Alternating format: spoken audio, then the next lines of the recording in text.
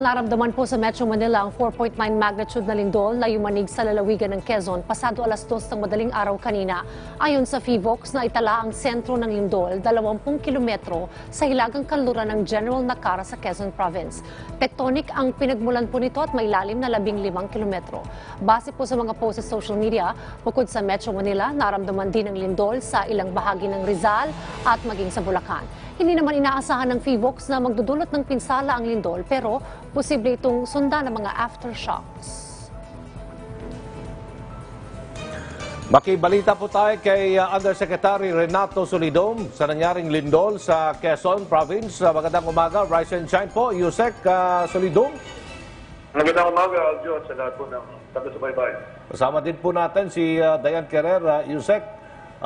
Saan po sa Quezon ang epicentro po ng lindol? Sa may General Nakar, ito po ay nangyari kaninang alas 2:14. Opo.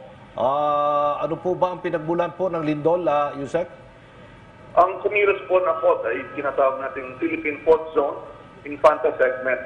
Ito naman po ay isang aktibong fault na huling gumala noong 1880 at nagdulot ng major earthquake na mga mahigit magnitude 7 na nakapinsala dyan sa paligid ng General Nakar area, Infanta, Quezon, at ganoon din dito sa Metro Manila at mga karatig na probinsya. Opo. So yung nararamdaman sa Metro Manila, ano po yun? Aftershocks? Ay, hindi naman po. Ito po ay kasabay ng lindol ng alas 2:14. Kasi po ang mga bagyang malakas na lindol at lalo na yung mga malalakas na lindol, kahit po 100 kilometro mahigit pa ay posibleng maramdaman. Yusek, yung fault line po ba na nasa Quezon at konektado rin sa East and West Valley Fault sa Metro Manila, Bulacan at Laguna? Magkaiba po yung Philippine Fault Zone at hindi konektado sa Valley Fault System. Pareho po silang aktibong fault, kaya nga isa rin sa ating binabantayang earthquake generator na dapat magandaan ng Metro Manila ay yung Infanta segment ng Philippine Fault Zone. Yusek, paalala nyo na lamang po sa ating pong mga kababayan. Partikular din po yung mga nandun po sa Quezon, sir.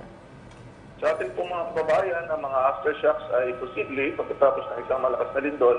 Kaya nga dapat i-review po natin ang ating kahandaan, no? Mag-block over and hold habang lumilindol at siguraduhin yung mga bagay na bakit matutumba ay nakatali na mabuti. Okay.